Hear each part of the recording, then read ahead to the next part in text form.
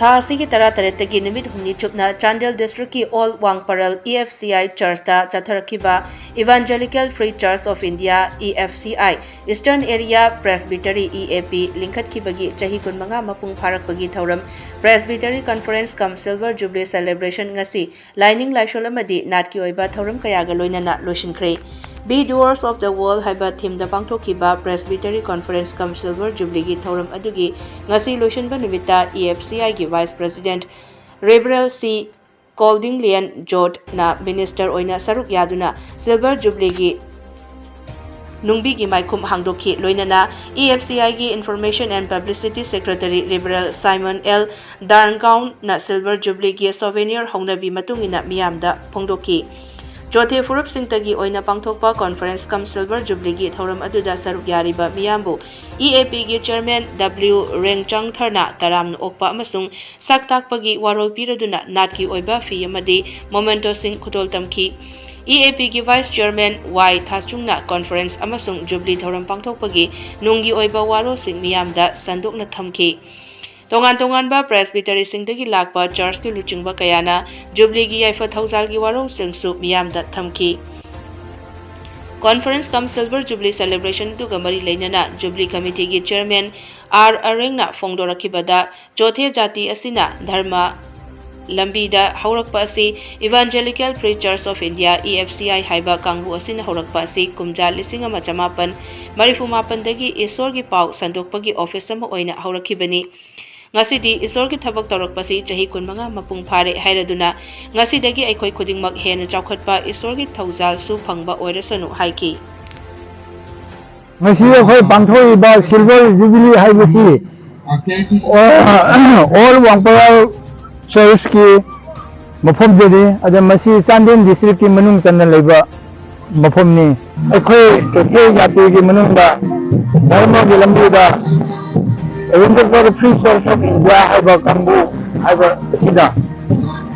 haurakpasi 1989 chahi chanakpa adudagi Christian ge chandabi si linkhandaba amasung isor ma ge pau si sandonaba asigi wari watai sanabi damamta aikhoi office oina aikhoi office asi aikhoi haujarambani aduna masigi office ko haurakpasi masi phawda chahi kunmanga mapung pharabani akoi isor gi thabak tawrakpasi aduna masigi maramda akoi Jubilee asi go harau ban nungai ba koi phongbani aduna akoi na nungai ba si akoi khakta nungai ba kana leibe itini nau tabi ri ba punna mang se harau ye nungai minasi isor thagat minasi hai ba su thamjini aduna aina pai ri si akoi chahi kunmanga surakpagi akhoi isor ki thagam tawrakpa maki thabak tawrakpa adudi akhoi kriyasa khongbin amasung thabaksing adu akhoi souvenir oina wari sing adu sida koi utri adu laiba akhoi gi marumapang sing amasung Christian leaders chausang sing bu koi ningsing nabi namakta akhoi na mission chamber si akhoi na pijabani aduna Hajipti ngasidigi hauna akhoi hen na chawkhatpa isor gi boso hen na phangba oisunu hai